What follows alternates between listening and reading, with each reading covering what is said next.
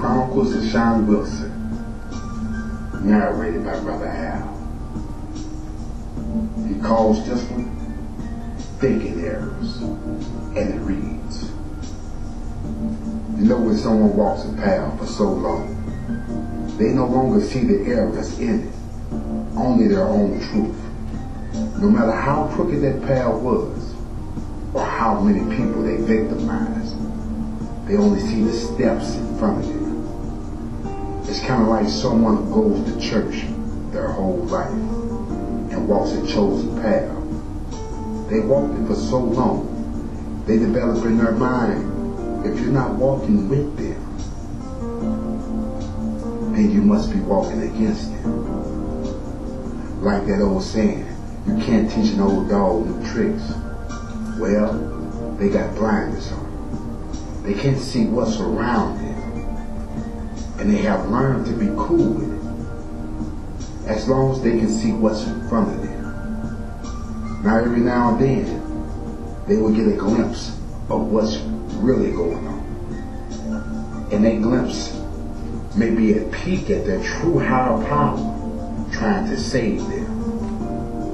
But they chalk it up as a distraction. They would say, Satan, get behind me, or that's just a hater trying to hold me back. How many of you have friends or family in prison right now, but believe they don't belong in prison? Now that's a tricky question. Because if you ask their victims and friends and families of the victim then, what would they say? If your friend or family member was created a victim and in no time had taken accountability for his action or learned to keep the focus on what they have done to change their situation, to accept the consequences of their actions, and most of all, learn to make responsible choices, then he or she needs to be in prison. But you, the friend, the family member, you play a major part in that transition. You sit up and say, my friend, my man, my son, my brother, don't belong in prison. But he walked the path for so long with blinders on, and you knew he created his own truth walking that path. He disagreed with what you was going to go through. All he knew was you knew about this path he was walking.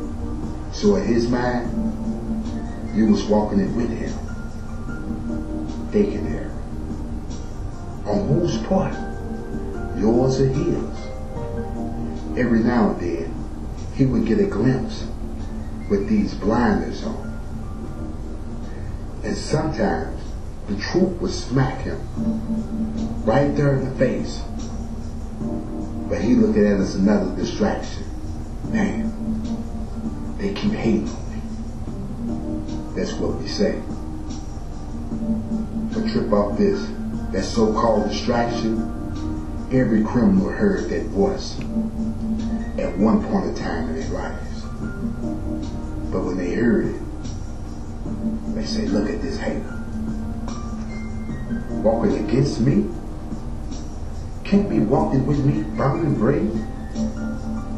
But all the loved ones said was, walking that path, you will only end up in two places. Can y'all finish the statement? That's right. Dead or in jail. So he reached his destination. See, this thinking area information is directed to my sisters out there. Don't get it twisted when I say sisters. I don't necessarily mean a woman of color. I mean a woman of strength. Men that walk that path wants complete control over the woman in their lives and will use relationships to get whatever they want. They view their rights as unlimited, but will not offer others the same set of rights that they claim. This is called ownership attitude. So be careful. He doesn't have to be in prison to be a criminal. So to my sisters, if you do have a man in prison, here's a question. We would just call this a little fool adults. Would you prefer your man to think his way into a new way of acting, or act his way into a new way of thinking? Think about that. Stay focused.